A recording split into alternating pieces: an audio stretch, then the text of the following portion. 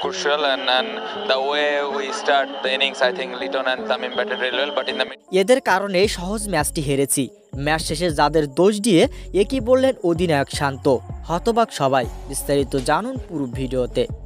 বিশ্বকাপের গ্রুপ পর্বের দ্বিতীয় ম্যাচে টসে হেরে প্রথমে বল করতে নেমে শুরুটা দুর্দান্ত করে বাংলাদেশের বলাররা, যেখানে প্রথম 6 ওভারের মধ্যে 4টা মূল্যবান উইকেট হারিয়ে খাদের কিনারায় পড়ে যায় দক্ষিণ আফ্রিকা। দুর্দান্ত বল করেন তানজিম সাকিব।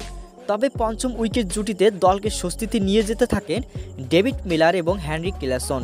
তবে শেষের দিকে বলারদের 68 বোলিংয়ে 20 ওভারে মাত্র 113 রান সংগ্রহ করে দক্ষিণ আফ্রিকা, যেখানে এই রানের জবাবে ব্যাট করতে নেমে শুরুটা আশানুরূপ মোটেও ভালো করতে পারেনি বাংলাদেশের ব্যাটার। 10 ওভারের আগে 4টা উইকেট হারিয়ে বসে টাইগাররা, কিন্তু মাহমুদুল্লাহ রিয়াদ এবং তাহিদ হৃদয়ের মধ্যে দুর্দান্ত পার্টনারশিপে কামব্যাক করে বাংলাদেশ। চোখ জোড়ানোর মতো ব্যাট করতে থাকেন তাহিদ হৃদয়। 37 রান করেন তিনি। তখনও জয়টা সহজ ছিল বাংলাদেশের সামনে। শেষ ওভারে বাংলাদেশের প্রয়োজন ছিল 11 রান, কিন্তু সেই রান নিতে গিয়ে চরমভাবে ব্যর্থ হন বাংলাদেশের ব্যাটাররা এবং সেই সাথে সুপার 8-এ যাওয়ার স্বপ্ন অধরা রইল বাংলাদেশের সামনে। ম্যাচ শেষে হারের কারণ হিসাবে অধিনায়ক শান্ত বলেন, ম্যাচ জয়টা খুবই সহজ ছিল আমাদের, কিন্তু শেষের ফিনিশিংটা মোটো ভালো করতে পারেনি ব্যাটাররা, যার কারণে হারতে হলো ম্যাচটি।